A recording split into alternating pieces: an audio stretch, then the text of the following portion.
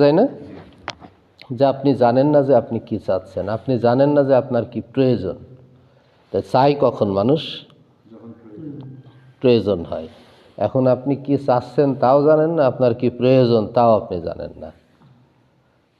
এটা একটা কি দুইটা কথা খেয়াল করছেন যে আপনি যে আল্লাহর কাছে দোয়া করছেন, মানে দোয়ার মাধ্যমে তো কিছু চাচ্ছেন। তো মানুষ চাই কখন? যখন তার অভাব অনুভূত হয়, তাই না? যখন তার প্রয়োজন হয়, এটাকে বলা হয় ডিম্যান্ড। হ্যাঁ, তো মানুষ যখন তার প্রয়োজনটা অনুভব করে যে এই জিনিসটা আমার দরকার, তখন সে সেটা চায়। তা আল্লাহ সুবহানাহু ওয়া তাআলার কাছে বান্দার সবচেয়ে বড় চাওয়া পাওয়া হলো হেদায়েত। হেদায়েত আল্লাহর পক্ষ থেকে লাভ করা, আর হেদায়েতের উপর টিকে থাকা, ইস্তেকামাত থাকা। এটা হলো মুমিন জীবনের মানে আসল লক্ষ্য, কাঙ্ক্ষিত লক্ষ্য। এখন শয়তানের চ্যালেঞ্জও কিন্তু এই দুইটা। আপনি যেন হেদায়েত না পান, আর হেদায়েত পেলেও আপনি যেন টিকে থাকতে না পারেন, এই জন্য শয়তান আপনাকে নানা দিক থেকে প্রলোভন দেবে এবং এই হেদায়েতের বাইরে এর জগৎটাকে আপনার কাছে আকর্ষণীয় করে তুলে ধরার চেষ্টা করবে। বুঝাইতে পারছি? দুইটা কথা। আল্লাহ আমাদের বুঝের তৌফিক দান করুন। একটা হচ্ছে হেদায়েত লাভ করা, আর হেদায়েতের উপরে ইস্তেকামাত থাকা।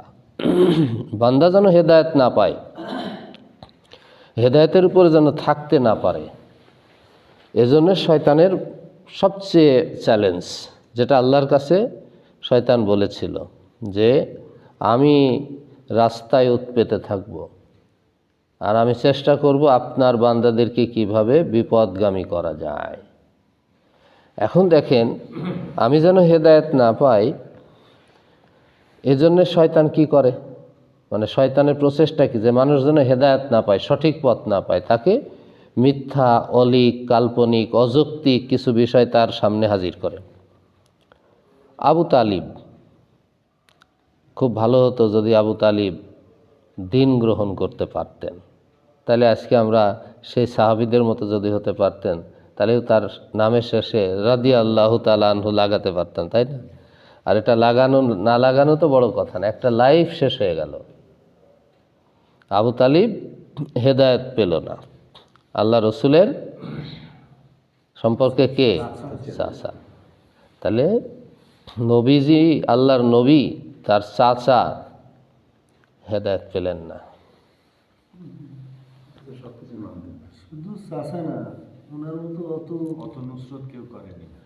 আর আবু তালিবের মতো এত সহযোগিতা আর কেউ করেনি।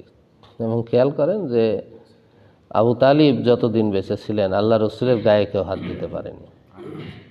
যেই আবু তালিবের মতো একজন মানুষ দুনিয়া থেকে আল্লাহ তাকে সরিয়ে নিলেন, তখন আল্লাহ রসুলের উপরে একটার পর একটা হামলা শুরু হলো, ঝড় শুরু হলো, তুফান শুরু হলো।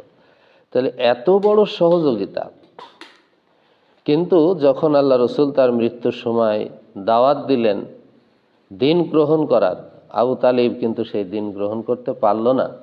কারণ শয়তান তখন আবু তালিবের কাছে এসে সে দুনিয়ার চাকচিক্য, দুনিয়ার কর্তৃত্ব, হ্যাঁ, এবং দুনিয়ায় যাদের অনুসরণ করেছে তাদের বাইরে তিনি হেদায়েতের এই কালেমা গ্রহণ করার যোগ্যতা অর্জন করতে পারলেন না। হ্যাঁ, যে আমি এতদিন যারা আমাকে নেতা মেনে এসেছে, যাদেরকে আমি অনুসরণ করেছি, আমি সারা জীবন যা মেনে গেলাম, আমি মরার সময় মুহাম্মদ তোমার দিন আর গ্রহণ করতে পারলাম না। এটা কত বড় ভয়াবহতা একটা মানুষের জীবনের জন্য। এত সাহায্য সহযোগিতা করার পরেও তিনি দিন গ্রহণ করতে পারেননি। তাহলে এ দ্বারা বোঝা যায় যে দেখেন না, অনেক হিন্দু মসজিদ বানাই দিয়েছে, অনেক হিন্দু আপনার কোনো দিনের কাজে বা ভালো কাজে হয়তো কোটি কোটি টাকা খরচ করছে, আছে না এরকম? আমরা বিদেশে দেখেছি যে চাইনিজ মুসলিম শ্রমিকদের জন্য মসজিদ বানাই দিয়েছে, এই মালয়েশিয়ায়। হ্যাঁ, কিন্তু ঈমান যদি না থাকে, তাহলে হাজার হাজার কোটি টাকা ব্যয় করেই বা লাভ কি? ফুটো পাত্র। কারণ ইমান না থাকলে তো ওই যে ফুটো পাত্র দিয়ে যেমন সব পড়ে যায় নিচে, পানি দিলেন পাত্রটা ছিদ্র, ওই পানি দিয়ে ঝরতে ঝরতে ঝরতে ঝরতে সব শেষ। এখন ইমান নাই, হেদায়াতের পথে আসতে পারলো না, তাহলে ভালো পথেও তার এই দান, হ্যাঁ দুনিয়া মানুষ উপকৃত হবে আর তাকে বলবে যে লোকটা ভালো ছিল, এইটুকুই, দুনিয়ায় শেষ। কিন্তু হেদায়াত না পেলে আল্লাহর কাছে তো সে মানব জীবনের যেটা চূড়ান্ত সফলতা, তা হলো জাহান্নামের আগুন থেকে হাসরের ময়দানে আল্লাহ তাআলা তাকে বাঁচাবেন এবং জান্নাত দান করবেন।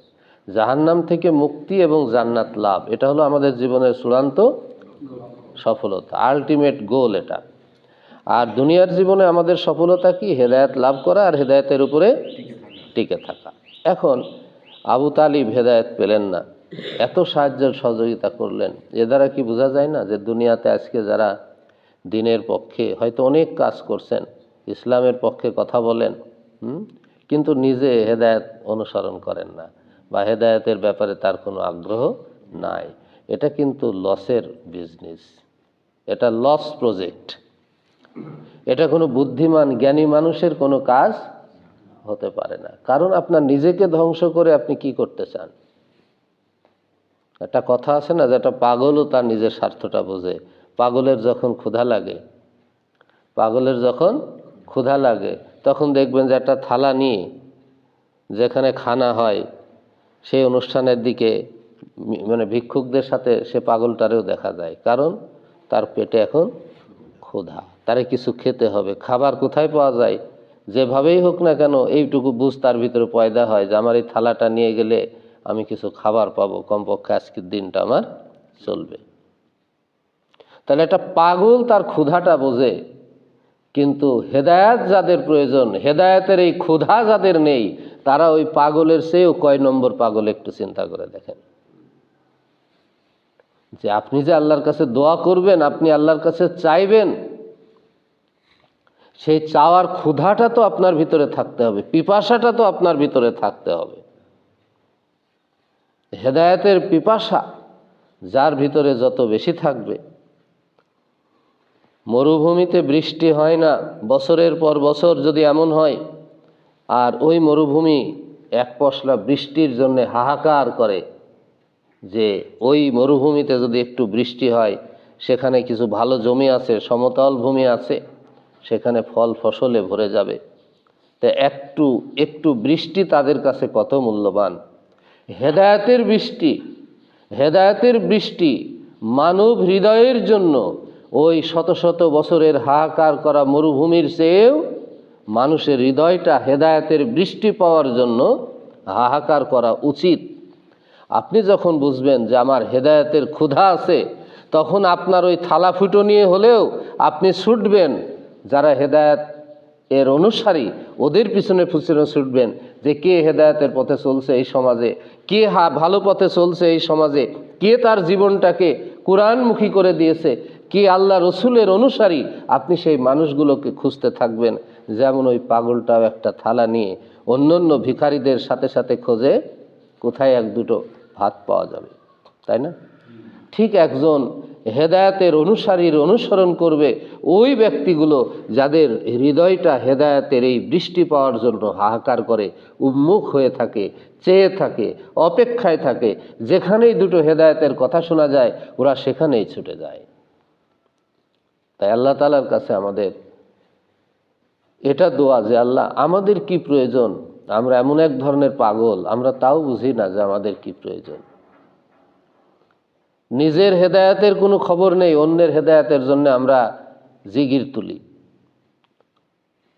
কথা বলি।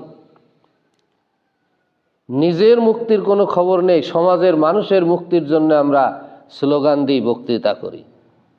নিজে হেদায়েতের পথে আছে কিনা, নিজের হৃদয়টা অহমিকা দিয়ে ভরা, কিবির দিয়ে ভরা, বড়ত্ব দিয়ে ভরা, নেফাকি দিয়ে ভরা, কিন্তু সে সমাজের কল্যাণের জন্য জীবন যৌবন উৎসর্গ করে দিয়েছে যে আমাকে দুটো ভোট দাও, আমি এই সমাজে বিরাট কিছু করে দেব।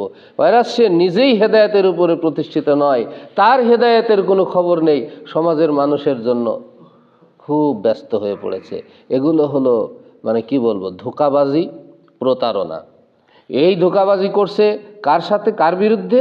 প্রথমত তার নিজের বিরুদ্ধে, নফসের বিরুদ্ধে। কারণ যে হেদায়েতের অনুসারী না, তার সবচেয়ে বড় প্রয়োজন ছিল হেদায়েত, কিন্তু তার ভিতরে কি হেদায়েতের এই ক্ষুধা আছে? সে সমাজের জন্য ব্যস্ত, মনে হচ্ছে লোকটা খুব সমাজদরদী। এটা কেন ধোঁকাবাজি? ধোঁকাবাজি প্রথমত সে নিজের হেদায়েতের পথটা পেল না।